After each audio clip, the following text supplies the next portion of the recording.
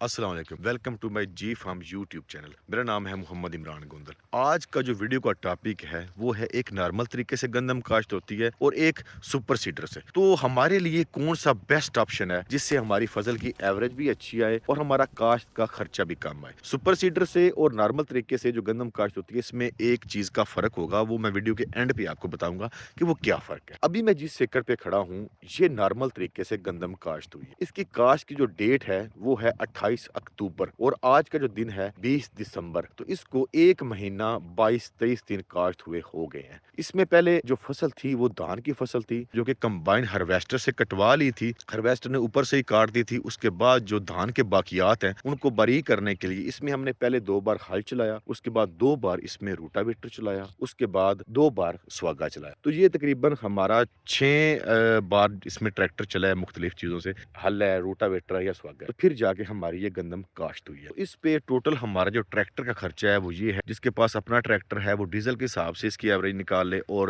جس نے بوائی کرائے پہ کروانی ہے تو اس حساب سے اس کا وہ ایسٹیمیٹ نکال لے۔ اس فصل کو آپ نے اچھے طریقے سے دیکھ لینا ہے، پھر میں آپ کو کمپیریزن کے لیے دوسری فصل کی طرف لے کے چلوں گا اور وہ آپ کو دکھاؤں گا اس میں اور اس میں کیا فرق ہے۔ اس وقت میں آ گیا ہوں وہاں پہ جہاں پہ ایک سائڈ پہ ہمارے جو نارمل طریقے سے گندم کاشت ہوئی ہے وہ ہے، اور دوسری سائڈ پہ سپر سیڈر۔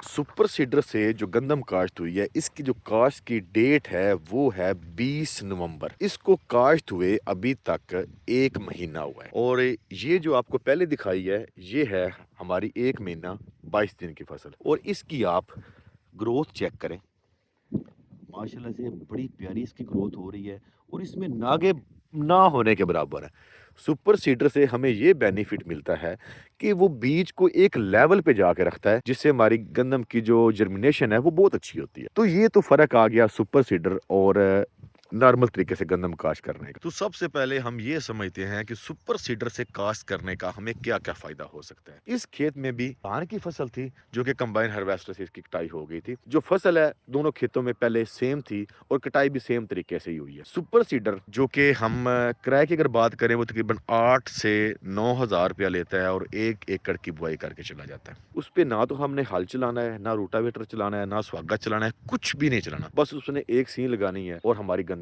کاشت ہو جانی ہے۔ جو پہلے آپ کو میں نے بتایا ہے 2 بار ہل چلانے ہیں، 2 بار روٹاویٹر چلائی۔ اگر روٹاویٹر آپ نہیں چلانا چاہتے تو ڈسک بھی چلا سکتے ہیں۔ تو ڈسک کا یہ ہوگا کہ آپ نے 2 بار ڈسک چلانی ہے، اس کے بعد سواگا، اور آپ نے گندم کاشت کر دینی ہے۔ یہ طریقہ اس لیے میں بیسٹ گنوں گا کیونکہ اس میں جو فصل ہے وہ بہت پیاری ہوتی ہے، اس کی جرمینیشن اچھی ہوتی ہے، اس کی ایوریج اچھی ہوتی ہے۔ ایک تو اس کا خرچہ کم ہے، 8 سے 9 ہزار روپیہ آپ نے دینا ہے کرائے کے۔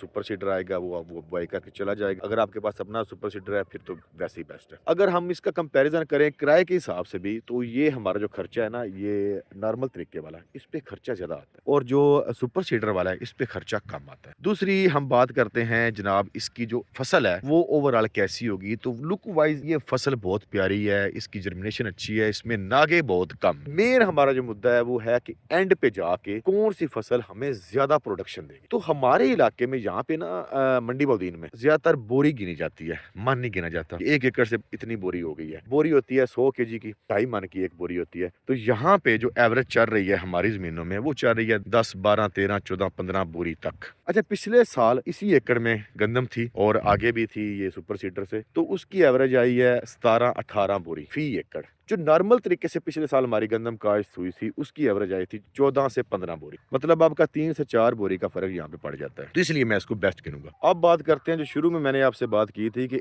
سپر سیڈر سے جو گندم کاشت ہوئی ہے اس ایکڑ میں اور جو نارمل طریقے سے گندم کاشت ہوئی ہے اس ایکڑ میں کیا فرق ہے۔ ایک فرق اس میں یہ ہے کہ سپر سیڈر والی جو گندم ہے اس میں D A P super cedar کے ساتھ ہی ڈال دی تھی، لیکن جو یہ فصل ہے جو نارمل طریقے سے کاشت ہوئی ہے اس میں نہ تو ڈی اے پی ڈلی ہے، کسی قسم کی کوئی کھاد اس میں نہیں ڈلی، نہ تو نائٹروجن ہے، نہ فاسفورس ہے اور نہ پوٹاش ہے، اس میں کسی قسم کی کوئی کھاد نہیں ڈلی۔ اچھا اس پہ بھی میں بات کروں گا اگلی ویڈیو میں انشاءاللہ کہ پچھلے تقریباً 2 سال سے میں کھادیں کم کرتا آ رہا ہوں، اور اس سال جو ہماری جو دھان کی فصل تھی اس پہ میں نے کسی قسم کی کوئی کھاد نہیں ڈالی، اور اس کی بھی ایوریج آپ کے ساتھ شیئر کروں گا، اور کیوں نہیں ڈالی، کیا وجوہات ہیں وہ بھی آپ کو بتاؤں گا۔ ابھی بھی میں نے اس کے اوپر کسی قسم کی کوئی کھاد نہیں ڈالی۔ ملتے ہیں کسی نیکسٹ ویڈیو میں، تب تک کے لیے اللہ حافظ۔